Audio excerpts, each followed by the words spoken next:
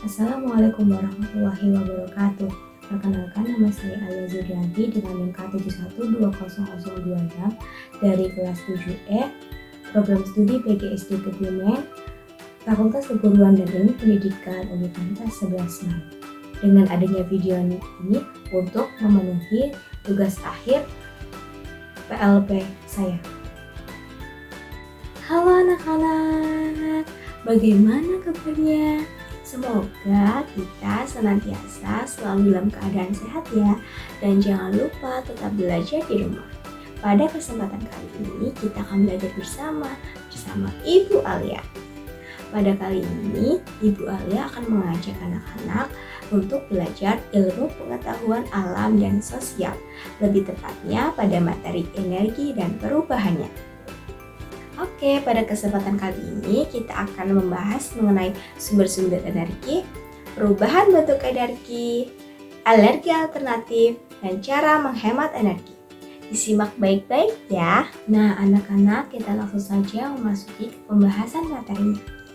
Sebelumnya, Ibu ingin tanya, apakah anak-anak sudah mengetahui apa itu energi? Betul sekali, energi adalah kemampuan untuk melakukan usaha. Nah, contoh energi yang ada di sekitar kita adalah energi panas yang berasal dari matahari.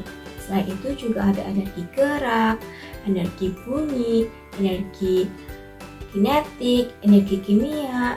Nah, energi itu tidak dapat kita lihat tetapi dapat kita rasakan.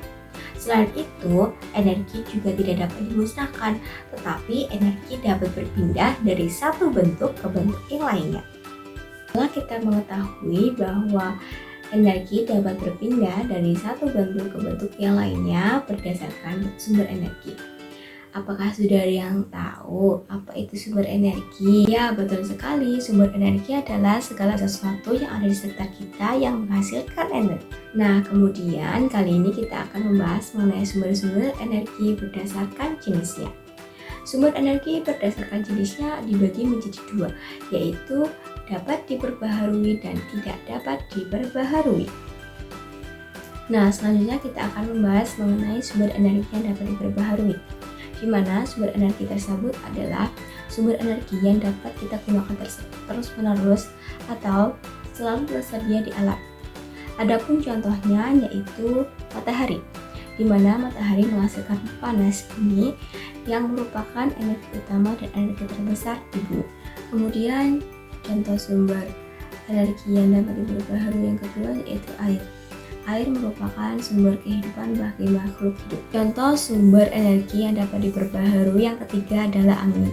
Angin merupakan salah satu sumber pembangkit listrik atau biasa yang disebut dengan PLTB, yang artinya pembangkit listrik tenaga bayu.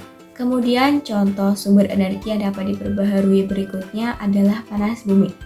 Anak-anak, energi panas bumi ini biasa disebut dengan geotermal, di mana panas yang berasal dari pusat bumi dimanfaatkan untuk menjadi energi.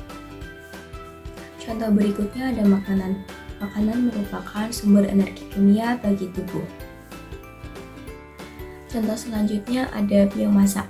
Biomasa merupakan salah satu sumber energi yang berasal dari makhluk hidup.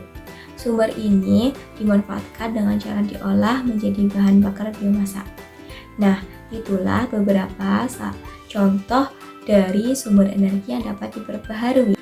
Kemudian kita akan membahas mengenai sumber energi yang tidak dapat diperbaharui. Sumber energi yang tidak dapat diperbaharui adalah sumber energi yang keberadaannya terbatas di alam. Apabila nanti kita akan menggunakan secara terus-menerus, suatu saat sumber ini akan habis. Selanjutnya yaitu ada contoh dari sumber energi yang tidak dapat diperbaharui, yaitu ada bahan bakar fosil, di mana bahan bakar fosil ini berasal dari sisa-sisa makhluk hidup yang terkubur jutaan tahun di dalam perut bumi. Selain itu juga ada gas alam dan batu bara. Nah, pada kali ini kita akan membahas mengenai perubahan bentuk energi. Bahwasanya sudah Ibu jelaskan di awal bahwa energi tidak dapat diciptakan, tetapi energi dapat dirubah dari satu bentuk ke bentuk yang lainnya. Kali ini Ibu akan menjelaskan beberapa perubahan energi yang berasal dari sumbernya dan dapat berubah menjadi suatu energi yang bermanfaat di kehidupan sehari-hari. Contoh yang pertama ada perubahan dari energi listrik menjadi energi cahaya yang dicontohkan pada sebuah lampu. Apabila tidak dialirkan oleh listrik, lampu tersebut akan mati dan tidak dapat menyala. Namun, jika sudah dialirkan oleh listrik, lampu tersebut dapat menyala dan dapat menghasilkan cahaya. Contoh yang kedua yaitu ada perubahan dari energi listrik menjadi energi panas di sebuah benda yaitu setrika dan oven. Apabila di kedua benda tersebut tidak dialiri oleh aliran listrik, maka benda tersebut tidak dapat menghasilkan panas dan tidak dapat digunakan. Contoh yang ketiga yaitu perubahan energi listrik menjadi energi gerak. Contohnya yaitu pada benda kipas angin dan mesin cuci. Apabila benda tersebut tidak dialiri oleh listrik, maka benda tersebut tidak dapat menghasilkan perubahan energi gerak. Perubahan selanjutnya terjadi pada jam dinding yaitu perubahan dari energi kimia menjadi energi gerak. Pada jam dinding diberikan energi kimia melalui baterai yang menyebabkan jam tersebut dapat bergerak. Nah, itulah beberapa perubahan bentuk energi. Selanjutnya kita akan membahas mengenai energi alternatif. Nah, dalam kehidupan sehari-hari kita telah banyak memanfaatkan sumber energi. Sebagian besar sumber energi yang kita gunakan berasal dari bahan bakar fosil loh anak-anak.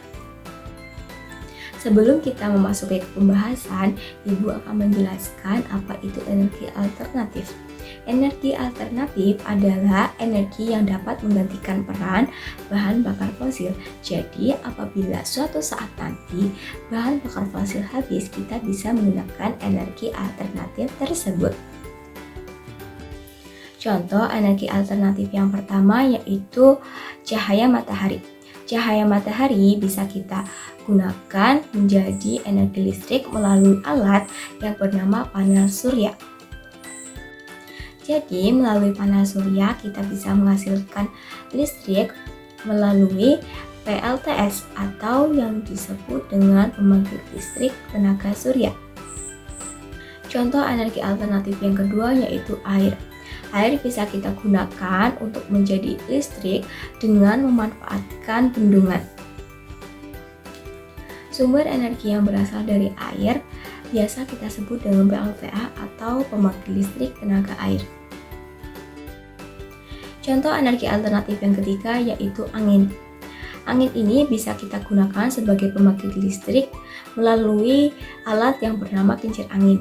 Nah, melalui kincir angin ini nantinya angin tersebut akan menghasilkan arus listrik atau biasa disebut dengan PLTB, pembangkit listrik tenaga bayu.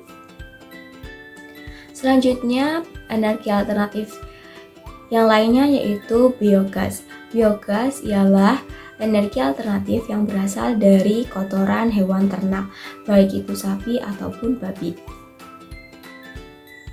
Biogas ini dapat kita manfaatkan untuk pengganti gas LPG. Cara pengolahannya yaitu pertama, kotoran ternak kita tampung di tanah menggunakan bak penampung. Kemudian kotoran ternak ini nantinya akan mengeluarkan gas yang bernama gas metana. Selanjutnya gas metana tersebut kita alirkan dan ditampung kembali sehingga nantinya gas tersebut akan mengeluarkan gas LPG. Gas LPG tersebut bisa kita gunakan untuk memasak. Nah, itulah beberapa contoh energi alternatif pengganti energi yang tidak dapat diperbaharui. Selanjutnya, kita akan membahas mengenai cara menghemat energi. Nah, anak-anak, sebagian besar energi yang kita gunakan ialah energi yang tidak dapat diperbaharui yang berasal dari bahan bakar fosil yang apabila kita gunakan terus-menerus akan habis suatu hari nanti. Oleh karena itu, kita harus hemat dalam penggunaannya. Nah, berikut ini Bu Alia akan jelaskan bagaimana cara menghemat energi secara bijak. Cara yang pertama yaitu dapat mematikan alat elektronik apabila sudah tidak dibutuhkannya lagi.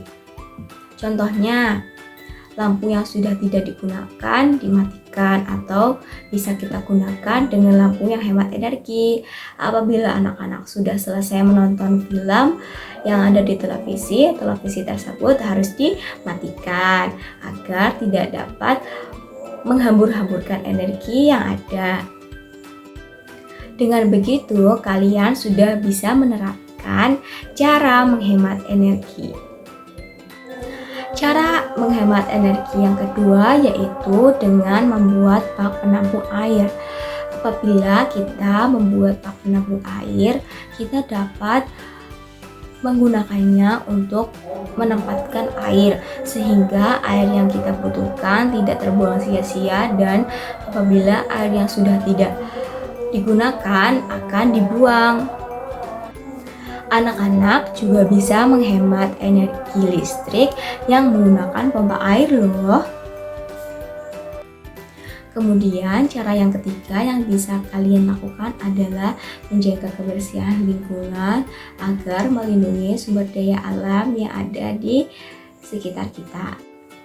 Nah, kebersihan air, udara, lingkungan sangat berpengaruh terhadap ketersediaan sumber energi yang ada di sekitar kita. Nah, apabila anak-anak telah menjaga lingkungan sekitar, maka anak-anak pun sudah menjaga ketersediaan sumber daya alam yang ada di sekitar kita.